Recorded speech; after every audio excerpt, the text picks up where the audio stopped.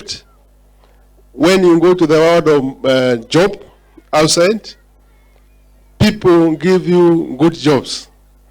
I can give an example of when 2 weeks ago I was traveling to Turkey, and at the airport I was met by 7 former students. They escorted me up to the plane. There is no university which has such a big number of students working at the airport. And you know, at the airport, people who work there are trustworthy because they are the border of Kenya and other countries. The airport is like another country. So I would like to thank you for that, to thank the former students for that. We have great students. We have taught great men. The regional commissioner of Mombasa, of the Coast region, Lungata and John, was our student, and many other great people. Livingston Makori, who was an enterprise, was also our student. So those are the things that make us proud. I would like to mention that it is important to attend such a meeting where you are being taught how to lead your lives after you have completed your studies, because within a very short period, you will be accomplished scholars. And once you are accomplished, you will be expected to look for jobs with a lot of confidence. Many students or many people with degrees these days send their parents, their guardians to look for their jobs.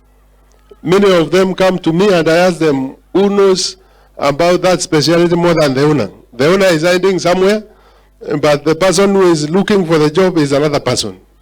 I would urge you never to do that. Be confident, be assertive, and you'll get the job. When you go out there, be exceptional characters. When you are going for an interview, if you go if you use slippers going there, you use very funny clothing, you will automatically lose. You have to be neat, wear a tie, wear a suit, and then appear. That is why you will get a job. But if you go just like any other person who is not there, who is not going for an interview which is supposed to be a big ceremony, you will lose. Today I was told by the government spokesperson that you dress the way you want to be addressed, and it is very important. I am very happy with my students because wherever they go, they are productive. I expect you to be very productive when you come out of this place, because we have taught you how to live with people. From the time when you came here, we taught you how to interact with the people, because I always say that a university is not a celebrated high school. A university is supposed to bring impact to the community. We use our corporate social responsibility money to better the lives of the people who are around us. Recently, we put up a bridge somewhere, a very good bridge along River Nithi with our corporate social responsibility funds. We also helped the people around with around 3.5 kilometers on the other side, a place called Mujoa, because it is our responsibility to see that we have an impact in the community. Our students have already participated in tree planting. I think this university should get a Nobel Prize, because for the last 2 years, we have planted 2.2 million tree seedlings. Isn't it a great thing? I believe the government will consider us for that. Our students have also participated in cleaning towns around, in doing everything to make sure that the community lives well. That means we live well with the community, even after going outside the university and going to the other bigger community, you will do that. Now that the graduation is around the corner, I would like to urge those who have not completed certain subjects, those who failed in certain subjects, or those who are not there when the exams were done because of the COVID-19 effect, please try to do it so that on 17th of December, when we will be having our graduation, you will be there. I would also like to urge you to be very careful with the COVID-19. Our university is lucky. We don't have a lot of cases of COVID-19. I have not heard of it for the last 2 weeks. And I would like you to observe the protocols that has been placed by the Ministry of Health so that you complete your studies and then go in a healthy manner and then serve our nation. Continue doing the good things because a human being buys freedom by doing good things to the people. Wherever you go, do the right thing. Do the good things, be honest, and you will succeed. I know that if you do the right thing, you will be honored and you will get everything, anything that you want from anybody. But if you change your character and start doing abnormal things, things will be very bad. We expect all our students to do well because they have been taught properly. They are people of integrity, and we know they will serve this nation in a great way. May I take this opportunity to welcome our chief guest, retired Colonel Cyrus Oguna, the government spokesperson. Welcome, our visitor.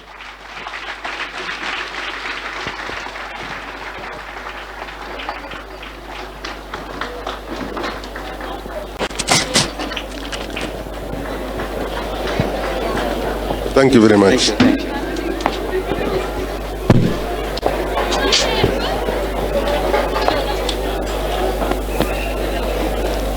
Naomba nitoe barakoa.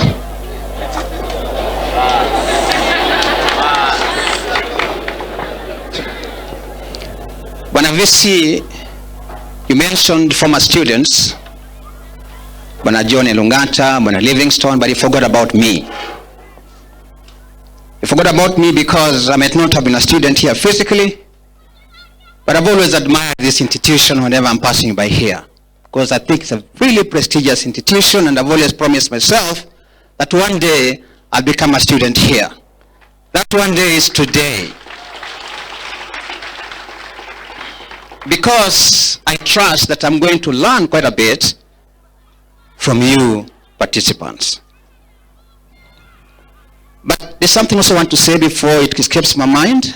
The VC did mention about what you need to do when going for interviews, and also to call that Professor Souza did mention about the need to be courageous and bold, but I need to say two things. One is that you are addressed the way you are dressed. You are addressed the way you are dressed. I hope that makes sense. That the way you dress is the way you will be addressed. But number two, you need to be bold, you need to be courageous, but you also need to have an attitude. Be bold, be courageous, but also have what? An attitude.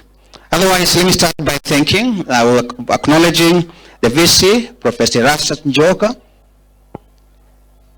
Professor Souza, Professor Waiter, Bwana Livingstone, Madam Joyce Mugoi, Madam Kiamba, all the other invited guests, the students, my team from Nairobi, members of the Fourth Estate, ladies and gentlemen, good morning. Mbona kumetulia sana? Hamjambo? Hamjambo tena? Indeed, for me, it's a pleasure and a privilege to be here with you this day. It is a pleasure and a privilege because it is not always that you get an opportunity to share a platform with such very dignified students who are just about to graduate. Really.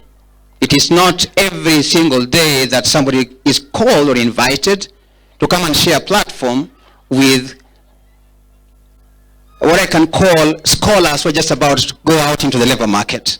And therefore, to me and my team, is a privilege and an honor to have been invited for this very, very important occasion. Allow me to introduce the small team that I came with. I have Mr. George Mbogo. Please just raise up your hand. He is the Regional Youth Coordinator for Upper Eastern. Panakole Mutura is the County Youth Officer. And Ban Elijah Rugendo is the Credit Officer, Youth Enterprise Development Fund. Allow me, therefore, to start, first of all, by informing young men and women who are here about the importance of being a youth, of being a young person, and especially in matters to do with national development. All of us in all countries of the world do understand the importance of the youth constituency, because no country can be able to develop without building its youth constituency. And therefore the youth are critical, not only for nation building, but also for economic prosperity, for social cohesion, and political stability in any jurisdiction, in any nation. The youth, you're aware, have been at the center of economic, social, and political discourse for a very, very long time.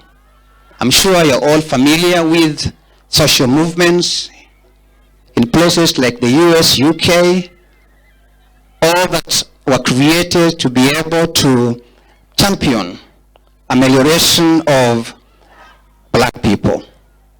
You're aware about people like Martin Luther King, Malcolm X, and many others. In the UK as well. That was championed by the youth. You're all familiar with the May movement in France in 1968. You may be familiar, I'm sure, with the Arab Spring, so recently in the Maghreb. You're familiar with what happened in Sudan not so long ago, in Swaziland also not so long ago. That explained the influence of the youth. And our country recognizes the importance of the youth and is aware that the youth are the engine that must be able to drive any economic progress of any country. But that engine must be well tuned, must be well serviced for it to be able to push the wheel of development to the next level. And because of that, the country has been able to come up with many initiatives, programs, and even institutions to be able to mainstream issues to do with the youth. We have a complete state department whose role is essentially to focus on youth matters. That is the State Department of Youth Affairs under the Ministry of ICT. But there's also the Youth Council that looks onto matters youth, and therefore that gives you an understanding of the place and the location, the position that the government has been able to put on matters youth, to the extent that there are many, many initiatives and programs that have been rolled out, essentially to help the youth. Those programs will be highlighted shortly, but to tell you that many nations of the world tend to look at the youth today as the drivers of instability, people who cause conflict, but our government looks at the youth as co-creators of peace and stability. And therefore, even if you go to most counties, there are various groups that have been formed to be able to help in terms of creating peace, organizing for peace, even participating on matters to do with counterterrorism or anti-terrorism in all the counties. That is because the youth have become the center of national development and also national security. So wherever you are, feel proud that you are participating on matters to do with national security and being able, therefore, to push this country forward, because development and security have got some kind of symbiotic relationship. You cannot be able to develop as a country where there is no peace. But you can never have peace where there is no development. And that development essentially must be driven by the youth. And there you can see how you fit into the whole question of national development. I will want to call upon Mr. Mbogo, who is the officer in charge of the various youth programs, to come and just highlight a few of the various programs that you can be able to exploit once you are out of this institution, that you'll be able to know where to can find them and how every program can be a benefit to you. Once it's done, I'll come back and then be able to wrap up. Otherwise, for now, let me just call Mr. Mbogo to come and say a few things. Mr. Mbogo, please.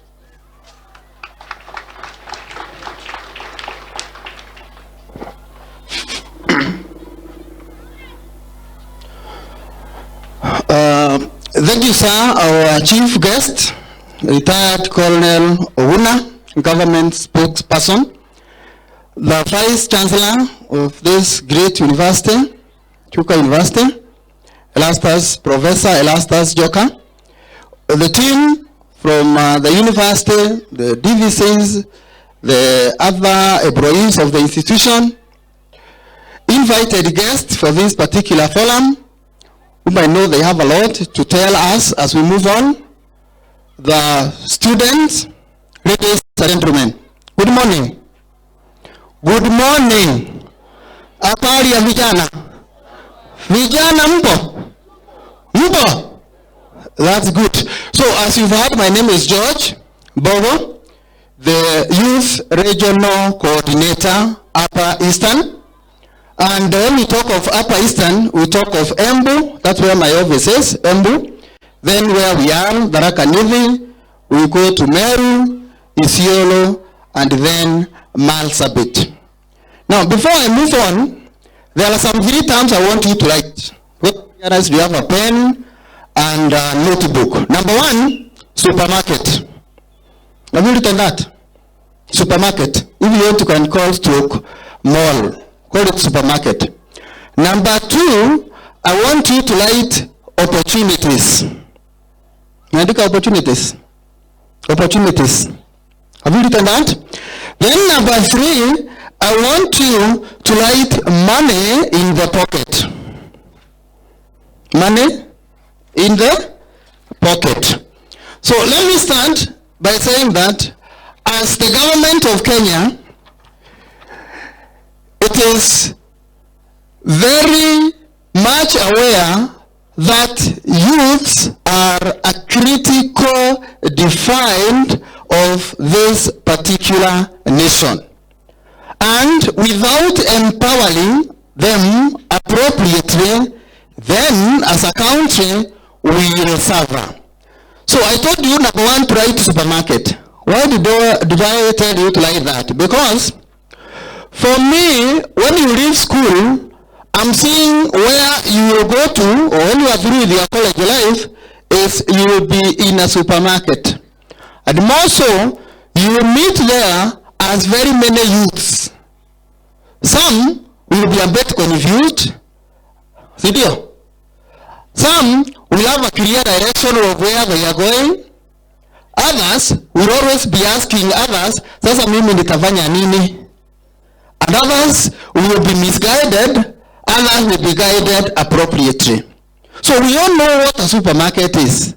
That big shop where you enter and you find very many people moving up and down. Some buying items, filling in buckets, and let alone passing through the cashier, they pay and they leave.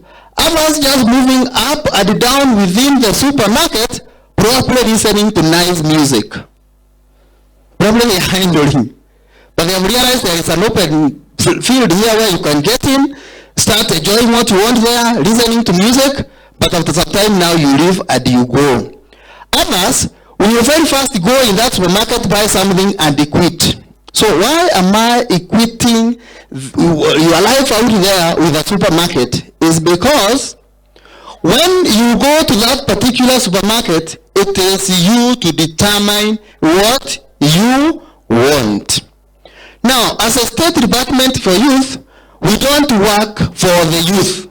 We work with the youth. That's why, like the recent launched Kenya National Youth Development Policy 2019, I remember our spokesman also attended some functions in Dharakanithi, went to Tharaka. It specifies so many stakeholders, including the universities where we are, including the faith-based organizations, including the various parastatals, including all the ministries, including the private sector, including the youth, him or herself. Because you are part of your destination, you are part of it. Now, as a state department for youth, there are very many programs and activities. Very many programs and activities where, once you are out there, you may decide where you fit. You may fit in one or two or three or even more than those three programs, or if you want opportunities which are available there. So when the government identifies a program or a project for the youth, and if there's 18 to 35, very soon you quit that particular stage. So it is upon you to utilize that opportunity which is provided. Now, because those programs, activities are so many, I want to highlight some key ones. I want to highlight some key ones, noting that my second thing I told you to write was what? Uliandika nini? Opportunities. Yes, then the third one? Money in the pocket or cash in the pocket. Because I believe, whether you write it or not, after you quit school or as you move on with your life, you will need money. So you will need money. Now, you get money from where? You may either be employed, you may employ yourself, you may be having a talent, like some of the young people you have seen exhibiting their talent here, and you utilize them to make money. You may have a business and you make money. That's why the government is providing the opportunities I'm going to mention briefly, so that you identify where you can fit and benefit yourself, your family, and generally the whole county. I want to mention Big Four agenda first. Umesikia hiyo? You've heard of the Big Four agenda? So in the Big Four agenda, umesikia mambo ya manufacturing. Umesikia hiyo? So you ask yourself, what are these opportunities which are being availed in the manufacturing sector? Are you able to add value to mangoes, which we are always complaining that they are getting spoiled very fast, and we end up losing a lot? So what can you do within the manufacturing? Because you can get money from some of the opportunities I'm going to highlight it to you, to do what you want, and you make money in the pocket. Now, you must have heard of the issues of UHC, Universal Health Care. Let's get you. As another Big Four agenda. So what that one also tells us is most of us could be having national hospital insurance facilities, but from our parents. Others probably don't have. But very soon, when you move out, as time goes, you'll be required, you are the one to get your own national hospital insurance further. At the same time, you have to take care of your body, so that you work and work the way you should work, because you'll be strong. Why should you indulge yourself, for example, into taking or abusing drugs? Then within no time, you start having liver problems.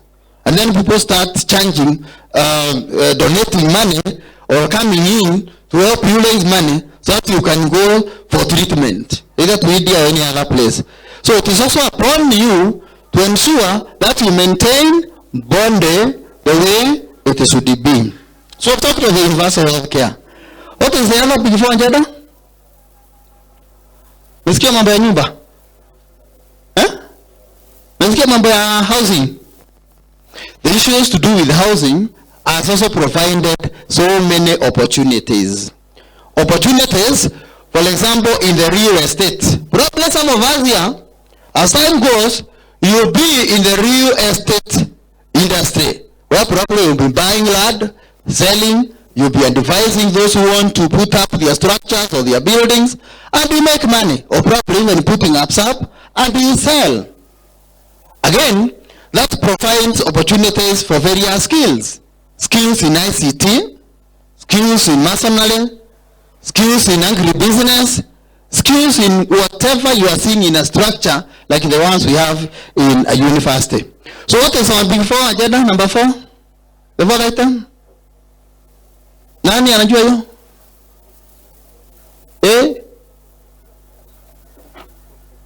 Food security. Sio?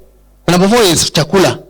Everybody will have to eat so as to be as strong as he is. So we are saying there is opportunity in farming.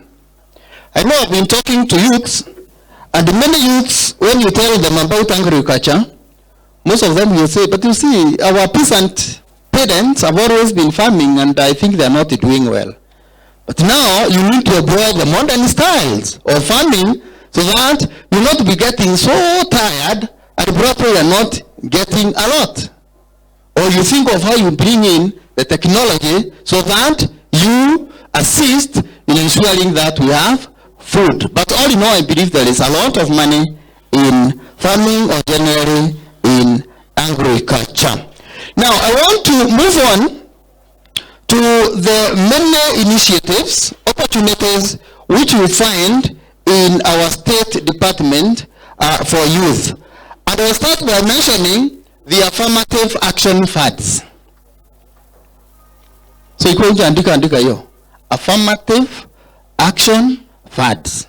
Because the government has set aside so much money for women, so much money for young people, and so much money for the less disadvantaged people like the PWDs or the vulnerables. So those are the affirmative funds. One, I want to be very brief with them, because all of them, now kwa sababu tumesoma na kunaendelea kusoma, I will refer you to the websites so that you go and you get the details, because we may not have time to go into details to all of them. So number 1 is the Youth Enterprise Development Fund. YEDF. Youth Enterprise Development Fund. I think it's the oldest of the affirmative action funds I'm going to mention, and it has been doing well. Now, let me say the funds we are talking about here are not only for Upper Eastern. I know Kenya is represented here. Ama? So watu wa Coast wako? Watu Nyanza wako? Watu wa Eastern wako, sidio? Wa Upper Eastern pia wako? Yes, so when you go to the offices of the youth, in all those sub-counties and the county headquarters, you meet them talking of the affirmative action funds. You meet them talking about the many activities, opportunities I'm talking about. So what I'm talking about is not only in Tharaka Nithi County, it's in the 47 counties. So I talked of the Youth Enterprise Development Fund. Today we are even privileged because the person in charge of Youth Enterprise Development money in Tharaka Nithi County is with us, and he has been introduced by our chief guest. So essentially, if you want money to start a business, or if you have a business and you want to expand, you can visit their offices and explain to them clearly what you have planned to do or what you are doing. There will be a form you will fill, you will go through it. If you qualify, you can be given the money. So it is important for us to note that that money is either to start, or you can also get the Youth Enterprise Development Fund if you are an individual, or if you are a registered group, or a registered company, or a registered cooperative society in Kenya. So for those who want money to start or expand their business, Eco Youth Enterprise Development Fund. I think currently they are starting with 100,000 shillings, but you move on. Of course, you have to pay. It's not free money. But the interest rate is the lowest you can get in the market. As low as 5%. Tuko pamoja? But are you getting me? You see, it is not me to come here and give you the money. Or the officer to come with the money in the bag and ask nani anataka pesa hapa, pitia hapa nikupe 100,000. Hapana. You must also have some initiative. Tunakubaliana hivyo? Tunakubaliana hivyo? Okay, let's move on to the other one. Number 2, Uwezo Fund. Uwezo Fund. So youth enterprises are sold as 2007. Now we are Uwezo Fund number 2.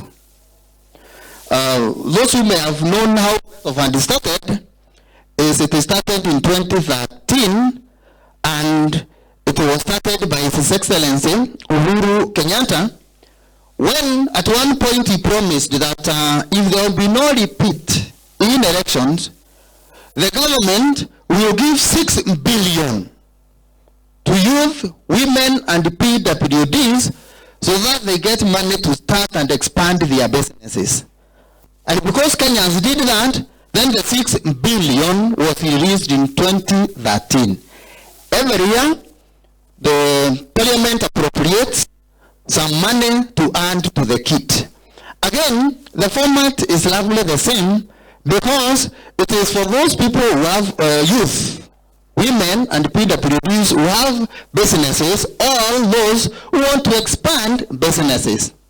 The only slight difference here between youth fund and the Uwezo is in Uwezo, money is only given to groups. To groups. And it is interest free. So why should you not attempt to get some money in the issue of the Uwezo Fund? The Uwezo Fund currently is managed by our youth officers, and the Youth Enterprise Development Fund I talked of earlier, that one, it's a parastatal on its own. So we also have an officer here who is in charge of Chuka University constituency, who is also the director of Youth Arakanivi, with us here on the issue of Uwezo Fund. So we should not say there is no money for us to start the business. Number three, let me mention something with Women Enterprise Development Fund. WEF, number 3. Women Enterprise Development Fund. Now, this one is generally for women, not necessarily 35 years. As long as you, but remember, a youth who is 18, 35 also qualifies if the person is already at any woman, in the definition. So you also qualify for the money from Women Enterprise Development Fund. I know in many gatherings have been going, men have been asking, sasa hii Women Development Fund, bona hakuna men hapo? So it's discriminatory. The answer is no. You can, as a man, you can also get that money. As long as you are part of the group of women. But there, in that particular group, 70% must be women, and the leadership must be women. So what we are saying is, if you have a group of 10 men and women, the maximum viewing can be around in that group, so that you benefit from Women Fund. And again, 0 man should be in the management, not chairman. Those now the chair already. Secretary treasurer. Tumekubaliana hivyo. So men are also there. Remember, ladies sometimes are better managers, but even men are also good managers. So generally what we are saying here is the government has offered this money because historically women have not probably been as empowered as men in our country. But of course they later on brought that clause of even men can be part of this group, because we also have men who really don't have much assets, security, which they can use to get money from various other financial institutions. Again, this Women Fund is as cheap as Youth Enterprise Development Fund. Because remember, we are calling them affirmative action funds. Because the government is not there to make profit from this, But in all the cases when you borrow, make sure you repay so that those who come for money tomorrow will still find the kitty with some money. Let me also mention the latest affirmative action fund from the government. Probably you have heard of GAF, NGAAF, National Government Affirmative Action Fund. That kitty is there, not directly managed by the State Department for Youth, but they give youth money, they give women, disadvantaged groups, PWDs, they also give them money.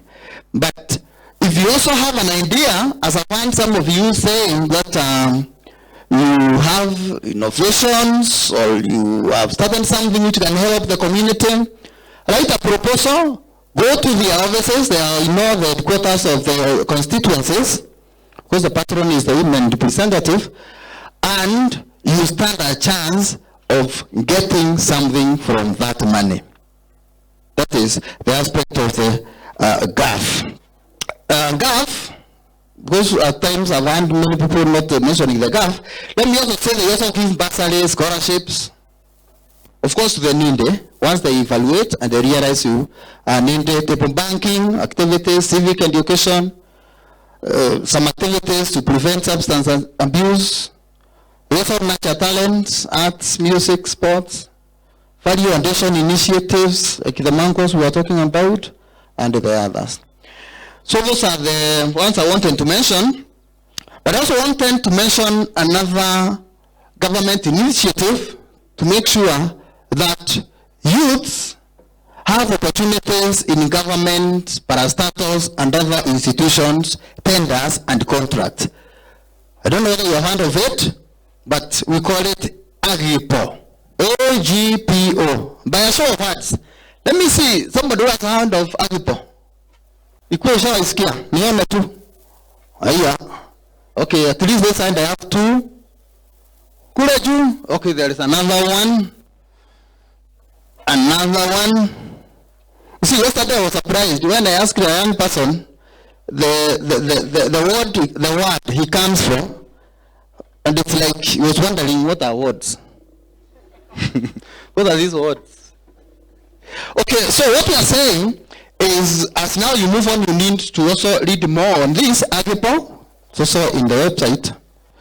And generally, it is where you get a certificate through the treasury, so that when there are tenders, which are usually, or procurement, which are usually preserved by government ministries, parastatals, and various other private institutions, you can apply and you can be considered. I know sometimes some people have been saying that it's the same people who have money, who have registered, and they are calling them youth groups. But I know some good number who benefit from this. So usipu zetu useme ikuji. Some youths have really benefited a lot from this particular initiative of the AGPO. For details, again, I'm referring you to the website so that you read more. Let me mention something always our cabinet secretary talks about. That is Joe Mosoro talks about. Anjira Digital. Sasa tuko kwa ICT. Anjira Digital. So by show of hand, nani asikia mambo ya Anjira Digital? Wote tu niona. Anjira, okay, at least hapo wako wengi. Anjira, okay. Hiyo sawa sawa. Hiyo ni ya vijana.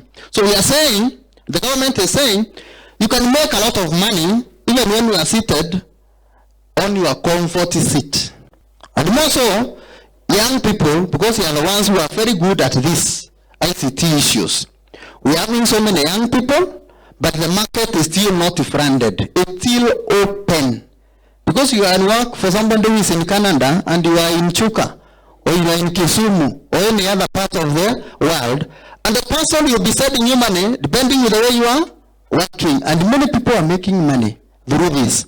So again, I will refer you for more information to log in, what I may call anjiradigital.go.ke. When you go there, you find so much. I know sometimes they also partner with some other mobile phone manufacturers or sellers, and sometimes I even have an activity we have been calling digital track, and they have been sensitizing the youth on the importance of using technology in various aspects. So now that soon we will be out there, we are seeing the opportunities which are there. When you get to know them, or now that we also informed you about some of them, utilize them. Take the initiative. Usiseme tu hakuna kazi. Kazi siko. But of course competition is there, so you must visit so that you benefit. That was the Nigeria. Let me also mention of an initiative which is in government, parastatus. You must have heard of it. Internship program. Have you heard of that? Professor Kopia, who is in charge of public service, the CS, always talks about this. And every year, the various ministries, the various parastatus advertise for this. So after we leave college and we have graduated, here, it's important for you to have your eyes open so that you also try this. They help you to get experience, because youth have always been saying they are not getting jobs, because when they go for interviews, we asked, for how many years have you worked? Well, they are told we need somebody who has worked for 4 years. And you have finished now your degree from Chuka University. 2 months ago, 1 month ago, somebody asking you for 4 years or 2 years or 1 year experience. So again, you get your experience in those internships, which are always a field to us. Let me also mention of something, another project of the government. Probably some have heard of it, and I will call it, they call it KYEOP, KEOP. Kenya Youth Employment and Opportunities Project. Have you ever heard of that? Umesikia hiyo? Anguna ambao anasema yes, wamesikia. Now, I know they are only very active in 17 counties, because it's a World Bank project, but implemented by the Ministry of Labor, the Youth, and others. World Bank is also there. And they have been implementing it more so for 17 counties. The one which is very near is Kitui and Machakos. If you go to Central, there is Kiambu. If you go to a place like Nyanza, you will find Kisumu. If you go to Western, Bungoma, it is 17 in number. But there are some programs within KEOP which are implemented across Kenya. For example, recently, there was Berenabis. So how many applied for that competition? Not getting, but ni wangapi walijaribu? Berenabis competition. Ama mkuisikia? Berenabis. Hakuna hata moja. Some guys have made more than $1 million. Na hiyo ni grant. Pesa uende tu fanyie biashara. So again, now that we are moving outside, when we go out, when these facilities, opportunities are available to us, then it's important for us to utilize them. And we are very active in social media, Facebook, Twitter, WhatsApp, etc. But at times we tend to go to where entertainment is and we forget others. So now we have no option.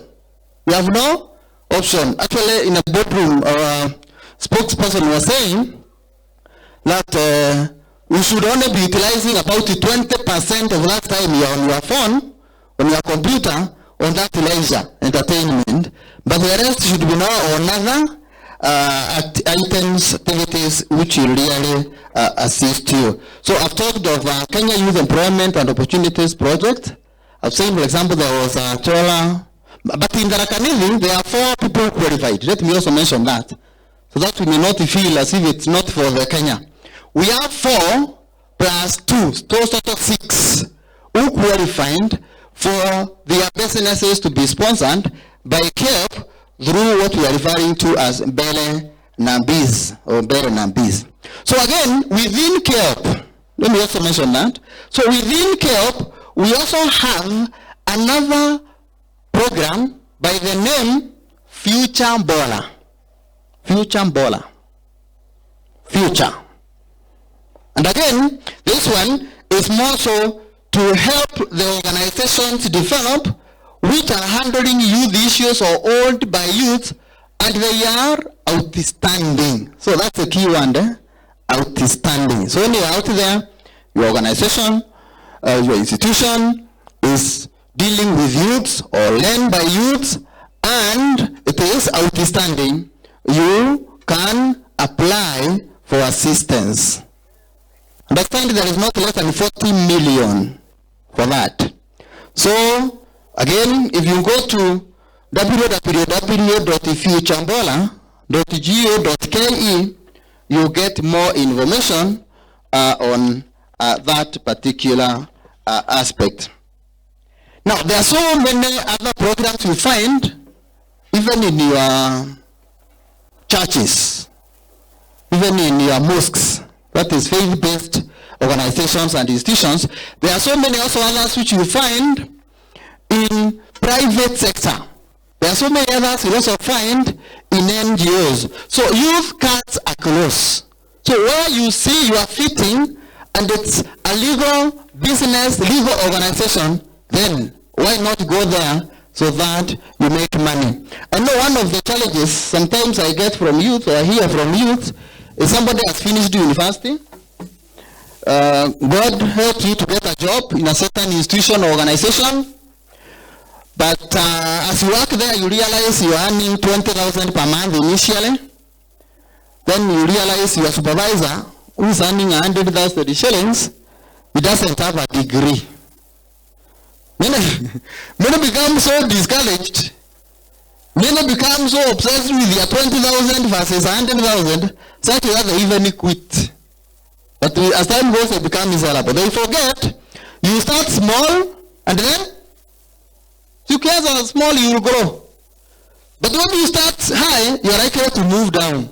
So ndasima uwe na hiyo moyo ya persistence ili ufanye kazi mpaka wale watu wengine waone vile huyu amefanya, he or she deserves promotion. Or that somebody in another organization, institution also identify you so that you go and you qualify. I will leave at that, but challenge you to have your eyes, your ears open to the many opportunities which are open for youths, but nobody will bring them at your doorstep. Tuko pamoja? Asanteni sana.